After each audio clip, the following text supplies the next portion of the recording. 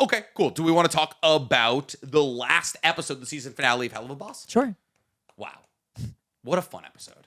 Yeah, great season finale. Yep. Incredible season finale. So Nick watched it I guess an hour and a half ago. I watched it with Dan. Yeah, you watched it with me. What'd you think?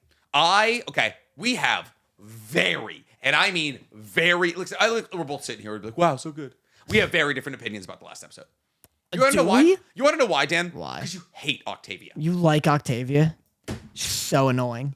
Tell me why. She's so annoying. Tell me why Octavia's annoying, Dan. She just doesn't change. And I get people keep coming at my ass as if she's a real person. I'll come at your ass.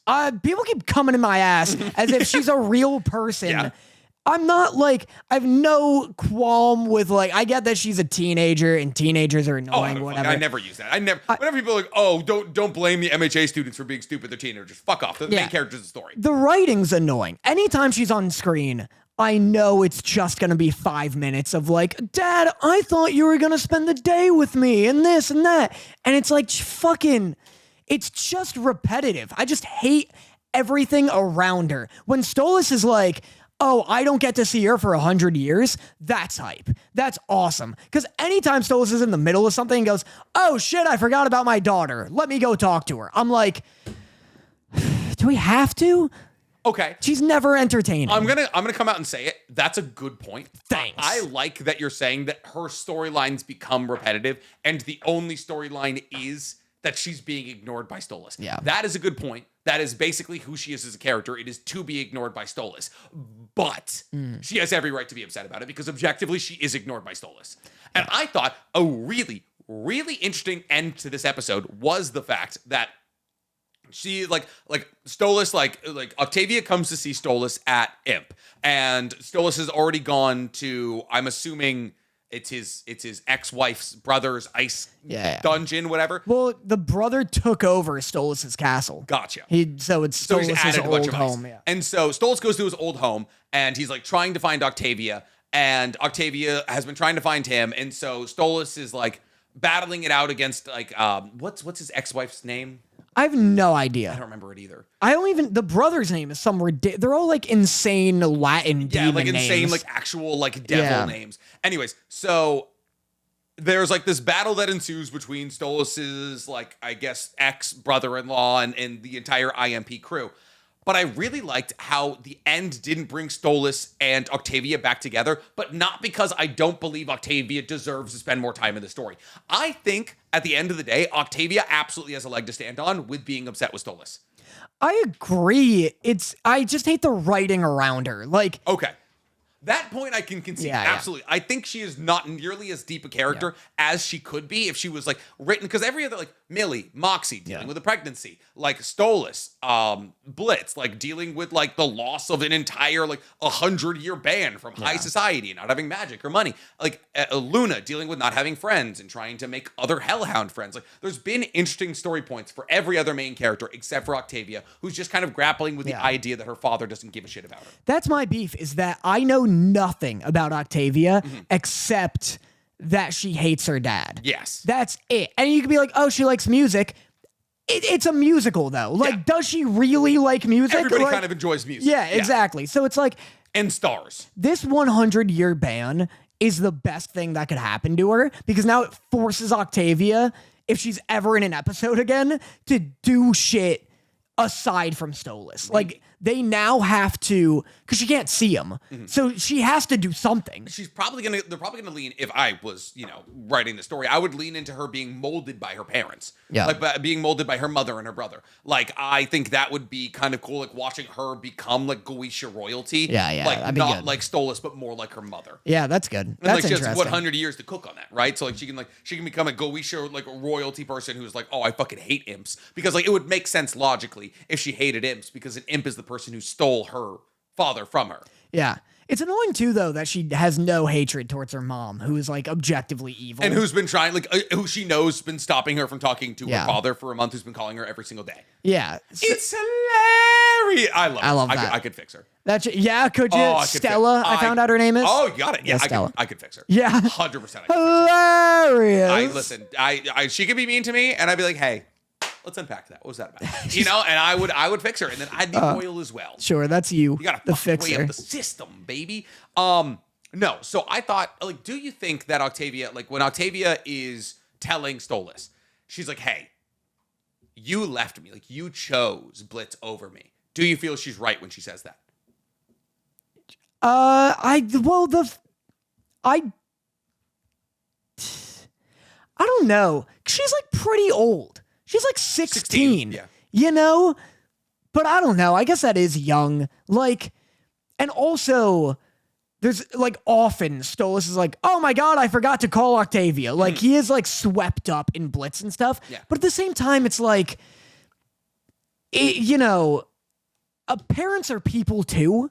So it's Okay. like, he's deserving of having a life, you know? And like, the wife is just awful and terrible to him. He's like made attempts to spend time with her, like at Lululand, and But he's she's also not into it. forgotten. And he's forgotten. Yeah. And so it's like, I don't know, like partially, but I don't think he's like solely to blame. Okay, but so the most interesting point that I think that Octavia made is she's like, when you chose to save Blitz's life, you chose Blitz over me. Yeah. Because he goes into that with the full understanding that he's probably going to die. Yeah, right? that's true. Like, him not being killed surprises him. Yeah. And that, like, the second he dies, Octavia no longer has a dad. Yeah. So in that moment, he absolutely chooses Blitz Yeah, over. that's and true. that's what I thought was really interesting. Because, like, yes, unfortunately, her writing is like reductive and repetitive, and it's just like, oh, where's daddy? But at the same time, I think it actually highlights the fact that, like, hey, we're also hyper focused on the fact that we love Stolas and Blitz together, that we forget that, like, Stolas is taking time away from his family to be here. And while his family isn't great, at the end of the day, it's not like Octavia likes her mother. Yeah. So, like, him not being there means that Octavia has one less person in her life to help her out with dealing with her mother. And, like, Stolas to me is almost escaping that family situation and leaving her behind, and like using outside factors like Blitz and like all these like extra enjoyments he does outside of this Goetia family home, and he leaves Octavia behind. So to me, she has every right to be upset. Yeah, I agree. It's just like, I just need more out of her as a character. Like, I know nothing about her except that she complains. Yeah. So, do you think, so when we were watching it, the second Millie threw up, you were like, oh, that's a pregnant woman. It's a pregnant woman. Yeah. Why would you? There's no reason for her to throw up in that moment. Like, I don't think, oh, it's cold? It's like, You ever walked outside and it's like 0 degrees? You're like, I gotta puke. No, the second 0 degree temperature hits my face, I feel better. Yeah. You're like, oh my God, I'm alive. Yeah, I said the exact same thing. I called her being pregnant instantly, and everyone was like, how'd you do that? It's so obvious. If a woman pukes out of nowhere in media, pregnant. That's just the way it works. It's like if somebody coughs blood in media, don't expect them to be around long. Tuberculosis, see you later. What do you think is going to happen with this baby? Will they keep it? Will they not? I think they'll probably keep it. I can't imagine Millie and Moxie. Like, that was like, Millie's like freaking out, right? She's like, oh my God, what am I going to do? What am I going to do? And I was like, hey, you've been married like happily for a couple of years. You guys both have a stable job. Like, you're in, like, what's wrong with having a baby? Well, what do you think she's freaking out about? Because the theories, so there's like a few options. Do you think it was Jeff the Shark? That's a Marvel Rivals character. That'd be crazy. I know what you're talking about, Chaz the Party Shark. Chaz the Party Shark. That'd be interesting. I don't think so. I think people would be like real pissed about that. Yeah, that would be a bad. That'd be like an assassination of her character. and she's like my favorite character. I think so. She's either nervous that like Moxie's not gonna want it, which I don't is like the least likely. Moxie would be fucking fantastic, dad. He'd love to be one too. Yeah. I think the most likely option is that she doesn't want a child or is nervous about it because she thinks it'll mean like she's not going to be able to work, or like people are going to like expect her to stop working even though she's like the best assassin there. Like they're all going to treat her all like maternity leave type. Yeah. And she's like, I don't want to just be a mother now. Like that's going to define me or whatever. Interesting. I think that's why she may be freaking out, or maybe she just doesn't want it entirely, and she's like, I want to abort it, but I don't think Moxie will want to. Should I just not tell him? Interesting. Those are like the optional plot lines I think it's going to head I feel like down. the third one's the most compelling and also the most realistic. Because like I can't necessarily, like, that was the funny thing. I was like, I saw her puke and I was like, oh, that's a pregnant woman, which is concerning because Moxie just hit her with a fucking RPG point blank. Like that woman is losing that baby. Yeah.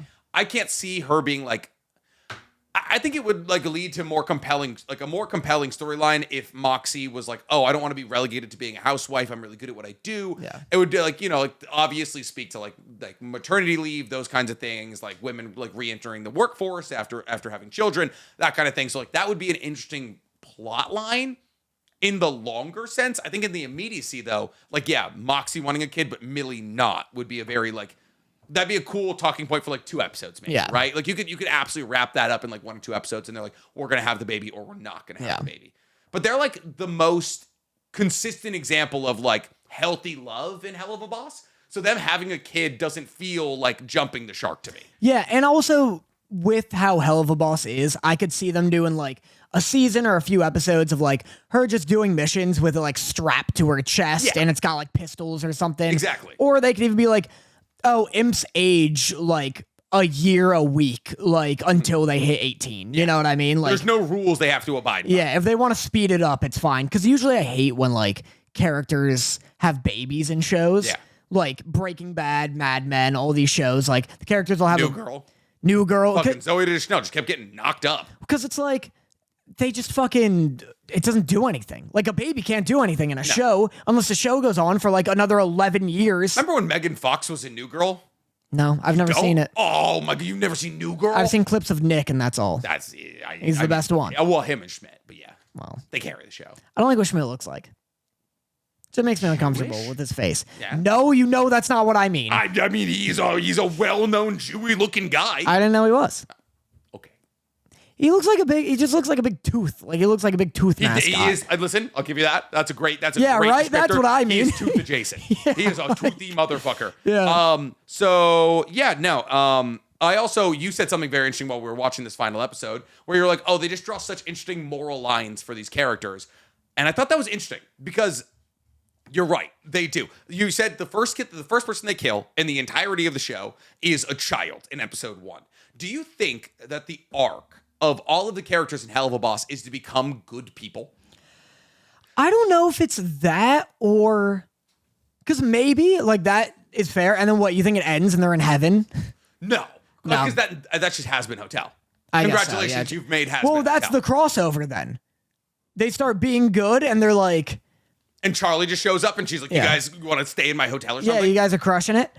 I don't know, because I feel like the most compelling part of the show is the fact that they're an assassination organization, which they don't do nearly enough of. Like, I feel like we only get assassinations nowadays in like fucking like shorts, right? We get our 6-minute, like we're killing a chupacabra thing. Well, that's what I mean is that like, I don't think it's that like this grand scheme from the beginning where it's like, oh, they'll get redeemed. I think it's that they want to start taking the show more seriously. And you can't really do that if like your morals are like confusing. Because like in the transition of this, where like with the Stolitz situation, and where the it's reason like, we're talking about this, mind you, is because a homophobic woman comes in, like a woman gets cheated on by her husband who's alive, and then or assumes that it happens, and then he marries another man, and they raise her 2 kids together as a gay couple, and she comes into Imp and she's like talking about how cheating is wrong and how being gay is wrong. And so like that's the whole idea. And so like we're now building out like that idea of like, oh, and then so they go up to the like Earth and they're like, oh, we're gonna kill this guy. Stolas sees the reflection, or not Stolas, Blitz sees the reflection of him and Stolas and Luna and Octavia, and is like, oh, that's like our family unit, and so they decide to not kill this assassination target. Which is something they absolutely wouldn't even think twice about like earlier on in the show. Yeah. And I think that it's like, if they want to be taken more seriously, they can't be confused or confusing with, what are you confused about?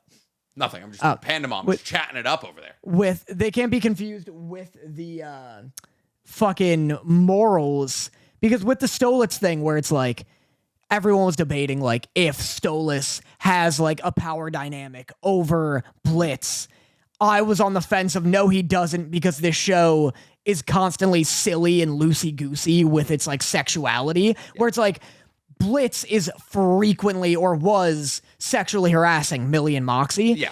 And they like made a point to be like, I'm not going to do that anymore. And I think it's because it's harder to take your like serious moments seriously when you have moments where it's like, well, why is this sexual assault sad if this other one was hilarious? You know what I mean? Like, interesting. So yeah, so you think they're taking a turn to be like, oh, we're trying to like make these characters more morally upstanding so that we can like actually approach these more realistic tones. Yeah. Like these more realistic tones and talking points. Like like these more morally upstanding characters can take you to those talking points and you can feel justified in like learning from these characters because they've gone on their own character development arcs. Interesting. What do you think is a question? What do you think if it was like a straight couple? Do you think like Blitz doesn't see the reflection of him and Stolas and just fucking domes the dude? Yeah, probably. I think, Right? I guess that's the bit, is that it's like such a reflection of them where it's like a dude who left his wife because he was closeted gay and then is now happy being gay. Living with his child, his new man with also 2 children. Yeah. Like if Blitz doesn't see the reflection there, like he just kills that dude, right? Yeah. Yeah. So That's the only issue. Well, that thing is like to me, it's not So that it's more. heterophobic, you're saying? Well, we are the most suppressed group. Absolutely. Yeah. No, what I'm saying is like it's not that morally upstanding. Like I feel as though you can go really 2 ways with it. You can say, oh, Blitz doesn't want to break up this family unit, or you can say Blitz selfishly saw himself in this scenario, and that's why he couldn't kill. Right? I mean, it's like both.